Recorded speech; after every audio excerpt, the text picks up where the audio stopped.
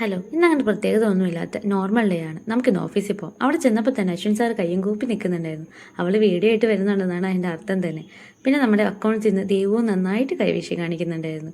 അത് കഴിഞ്ഞപ്പോൾ നമുക്ക് വേണ്ടിയിട്ട് ഇന്ന് ക്യാരറ്റ് കൊണ്ടുവന്നിട്ടുണ്ടായിരുന്നു അഞ്ജനേച്ചി. ക്യാരറ്റിന് നല്ല ടേസ്റ്റ് ആയിരുന്നു, നല്ല വിശപ്പുണ്ടായിരുന്നു. പിന്നെ നമ്മൾ ക്രിസ്മസിന് എടുത്ത ഫോട്ടോയാണ്. അതേ ഡ്രസ്സ് ഇട്ടിട്ടാണ് അനഘ ഇന്ന് വന്നിട്ടുള്ളത്. അഞ്ജനേച്ചി കാര്യമായിട്ട് അവിടെ ഇരുന്ന് എന്തോ ഉണ്ടാക്കുന്നുണ്ട്. അഞ്ജനേച്ചി ഒരു കലാകാരി തന്നെയാണ്. ഇതിനിപ്പോൾ എന്താ പറയുക, ഇതിൻ്റെ പേരെന്താണെന്ന് എനിക്കറിയില്ല. എന്തായാലും നല്ല ക്യൂട്ടായിട്ടുള്ളൊരു പൗച്ചാണ്. നമ്മുടെ അനഘയ്ക്ക് ഇനി സാധനങ്ങൾ ഇട്ട് വെക്കാൻ വേണ്ടി ഒരു പൗച്ച് കിട്ടിയിട്ടുണ്ട്. പിന്നെ അവൾ ഓർഡർ ചെയ്തൊരു ചെരുപ്പ് വന്നിട്ടുണ്ടായിരുന്നു, അതും കാണാൻ നല്ല ഭംഗിയുണ്ടായിരുന്നു. അതിനുശേഷം ജിമ്മിലൊക്കെ പോയിട്ട് വന്നിട്ട് ഇതെൻ്റെ ഭംഗി ആസ്വദിക്കുന്നതല്ല, എൻ്റെ മുടിയൊക്കെ ആകെ ഡ്രൈ ആയിട്ടിരിക്കുന്നു. എനിക്കത് കണ്ടിട്ട് തന്നെ നല്ല വിഷമം വരുന്നുണ്ടായിരുന്നു. അങ്ങനെ വിഷമം മാറാൻ വേണ്ടി കുറച്ച് നേരം ഞാൻ പുറത്തൊക്കെ ഇറങ്ങി നിന്ന് അവിടുത്തെ കാഴ്ചകളൊക്കെ കണ്ട് ഇങ്ങനെ നിന്നു.